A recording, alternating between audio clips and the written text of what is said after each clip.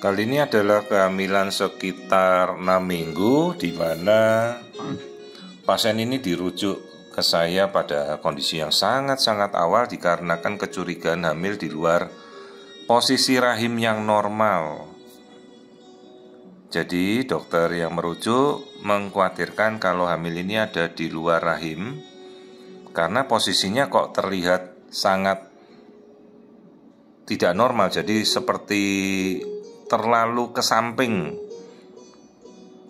bisa ke samping kanan atau ke samping kiri. Lah ini kita coba cek posisinya sebenarnya ada di mana dia. Jadi kantung hamilnya memang benar sudah terlihat jelas, tapi yang dikhawatirkan ini posisi rahimnya ini, posisi hamilnya ini berada pada sudut menuju saluran tuba, artinya pada daerah kornu istilahnya. Kemudian kita coba cek, jadi kita bantu dengan pengecekan seperti lapis per lapis begini ya, mungkin seperti kita istilahkan kayak gambaran CT scan atau MRI, tapi ini adalah gelombang USG ya, ini kita memakai USG bukan CT scan. Kita bisa geser posisi si rahim ini ke kanan atau ke kiri, jadi ini bisa kita lihat posisi kantung yang bulat dengan ada embrio di tengah itu posisinya di dalam rahim persis normal. Nah terus yang kita bingung kenapa posisinya jadi terdesak, terdorong ke bawah. Terus kita amati lagi, jadi kondisinya si kantung ini baik-baik saja.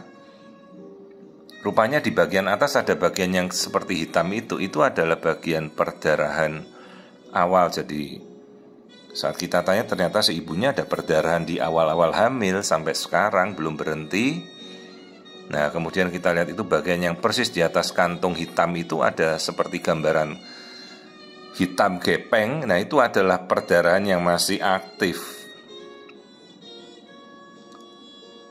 Nah ini kita lihat kembali, jadi posisinya hamil sendiri ada di dalam rahim, tidak kemana-mana dia. Jadi tidak berada di luar juga.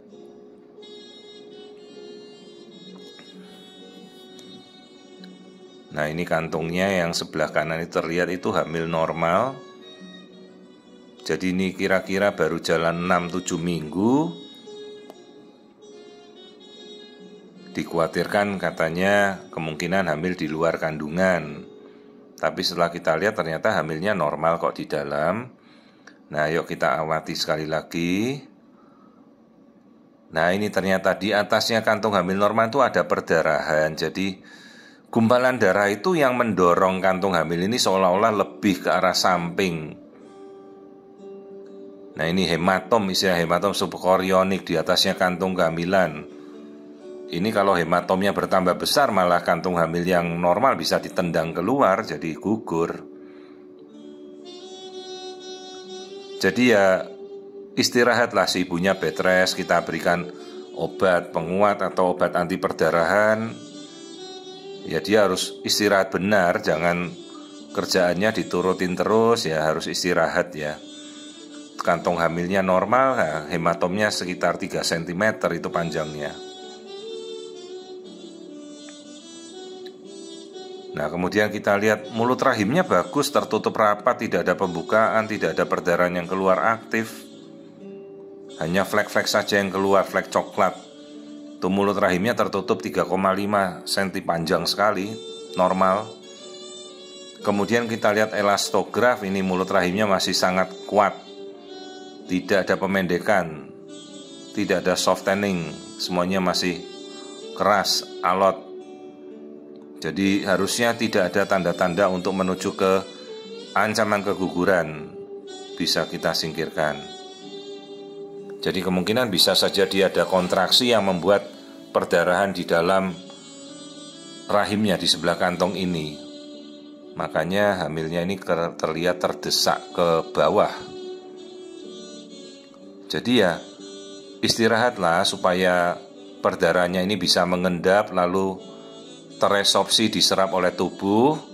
Nah ini kita lihat detak jantung sudah bisa kelihatan. Jadi setiap ada embrio pastikan detak jantungnya ada seperti ini ya. Jadi antara 110, 115 sampai 180 itu pada trimester awal itu normal. Jadi kadang begitu ibunya sudah melihat, oh detak jantungnya ada, embrionya berkembang, sekalipun ada perdarahan, paling tidak dia sudah lebih tenang. Jangan panik. Nah, kemudian kita coba untuk mengamati bagian dalam embrio. Itu ada yolk sac, sebelahnya adalah si embrio itu ya.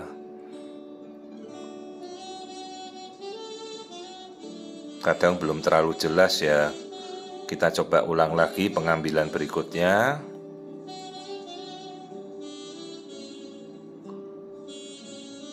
Jadi ini hamilnya baru jalan 6-7 minggu ini. Dengan ibunya ada flek, diduga hamilnya luar kandungan. Saya dirujuk untuk memastikan, oh ternyata hamilnya normal.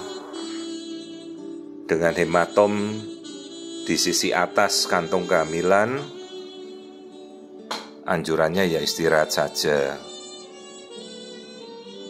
Jadi juga tergantung pada alat yang kita punya, karena semakin sensitif, semakin tajam alat, kita bisa melihat lebih jelas.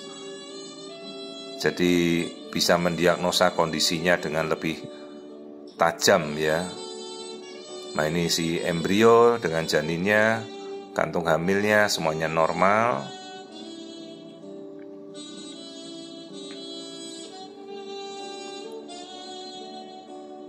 Jadi kehamilan yang berjalan normal hanya dia posisinya terdorong ke bawah, detak jantung sudah terlihat.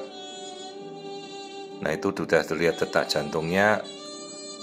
Nah ini embrio, ukurannya masih 5 mili, 6 minggu 3 hari, persis sesuai dengan usia haid si ibu.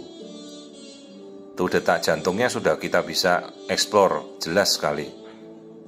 Jadi embrio sudah terlihat sekecil apapun ya, embrio ada, detak jantung harus muncul. Jadi tidak ada embrio tanpa detak jantung. Artinya kalau embrio ada tak ada detak jantung ya kehamilannya tidak berkembang. Jadi mau berapapun ya embrio ada ya detak jantungnya harus sudah terlihat. Pengertiannya demikian. Nah itu perdarahan yang di sisi atas itu harus kita redakan. Si ibu diistirahatkan, berikan anti perdarahan, obat anti perdarahan sudah, penguatnya kita berikan, setelahnya bed rest. Nah ternyata dia sebelah kirinya ada kista, ini endometriosis. Kista ovarium terisi oleh darah haid yang entah sudah kapan tidak keluar-keluar. Ini lengket dan hati-hati, ini bisa menimbulkan kontraksi karena dia darah haid ya kita tahu sendiri banyak bakterinya. Kadang kalau masuk kembali ke dalam rahim ya bahaya kontraksi melulu ini nanti hamilnya. Ancaman kegugurannya lebih besar. Tapi selama ada kista ya mau gimana lagi, hamilnya sudah dijalani aja dulu. Baru nanti kalau mungkin melahirkan pas sesar dibersihkan kistanya.